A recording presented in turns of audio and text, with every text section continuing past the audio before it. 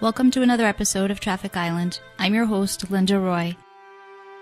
You see their names on the memorial signs along the highway, at overpasses, bridges, and traffic islands, the brave veterans who sacrificed their lives for our country. Follow me as we profile the veterans behind the names you see on the signs. Let's not forget them. George Evangelist Patisteas was a 17-year-old fresh-faced kid in 1943 when he left New Bedford High School in his junior year to join the Navy. He was the son of Greek immigrants, Evangelist George and Olga Patisteas. They lived at 397 Cedar Grove Street, New Bedford. He had two brothers, Arthur and James, and two sisters, Stella and Aphrodite. George enlisted in the Navy on February 26, 1943. Franklin D. Roosevelt was President of the United States. World War II was in its fourth year. The number one song in the nation was There Are Such Things by Tommy Dorsey Orchestra and sung by Old Blue Eyes himself, Frank Sinatra. So have a little faith and trust in what tomorrow brings. You'll reach a star because there are such things. George Patisteas was trained at the U.S. Naval Training Station, Sampson, New York.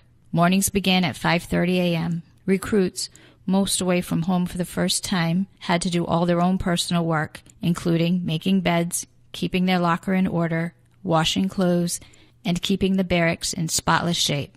There were, of course, drills, company watch details, studying for tests, and learning to like the chow served in the mess hall. They were paid $5 a week. With his training complete, George Patisteas was assigned to serve aboard the Essex-class aircraft carrier USS Bunker Hill, CV-17, as a fireman first class. The Bunker Hill was commissioned at the Bethlehem Steel Company in Quincy on December 7, 1942. In his nearly 2 years overseas, Patisteas had taken part in 10 major battles and 12 engagements. Then came that dreadful Friday morning, May 11, 1945. While supporting the invasion of Okinawa, Japan, the USS Bunker Hill was attacked when two Japanese kamikaze planes slammed into her. A Mitsubishi A6M0 fighter plane emerged from low cloud cover, dove toward the flight deck, and dropped a 550-pound bomb that penetrated the flight deck and exited from the side of the ship at the galley deck level before exploding in the ocean. The Zero next crashed onto the carrier's flight deck, destroying parked warplanes full of aviation fuel and ammunition, causing a large fire. The remains of the Zero went over the deck and dropped into the sea. Then, a short 30 seconds later, a second Zero plunged into its suicide dive. The Zero went through the anti-aircraft fire, also dropped a 550-pound bomb, and then crashed into the flight deck near the carrier's island, as kamikazes were trained to aim for the island's superstructure. The bomb penetrated the flight deck and exploded in the pilot's ready room.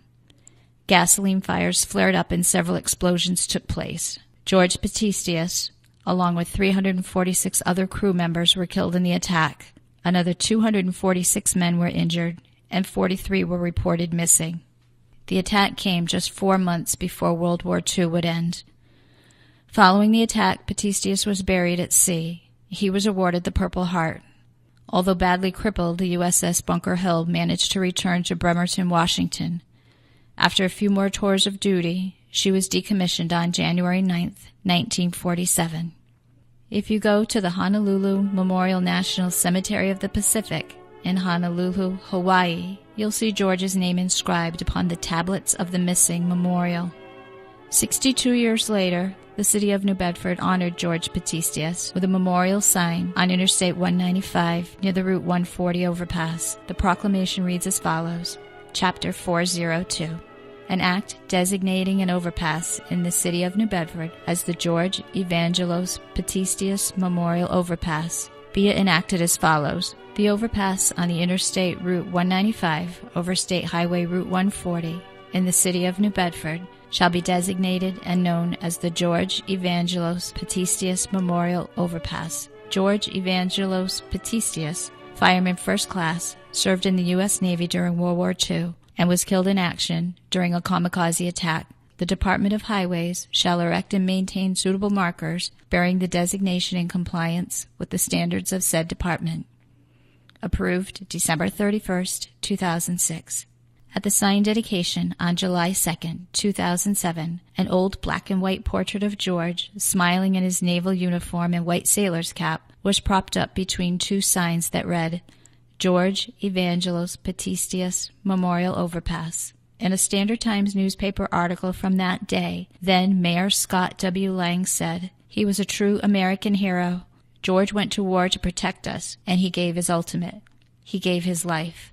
In the same news article, James Patisteas, George's brother, said, "This is unbelievable. The whole family is so grateful. It goes to show that no matter how many years go by, the memory of the sacrifice they made never dies." A veteran himself, James Patisteas served in the Navy for 5 years during the Korean War. His older brother's death was far from a deterrent.